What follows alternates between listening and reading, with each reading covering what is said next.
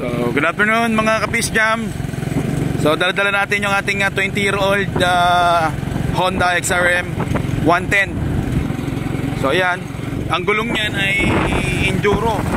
Kasi, more on bundok yung pinupunta natin. Kaya, yan yung nilagay nating gulong. So, shortcut tayo rito sa Bagong Silang. Ang labas natin nito sa bayan na, sa poblasyon. Ang mga madadaanan nating barangay ay ito, Bagong Silang.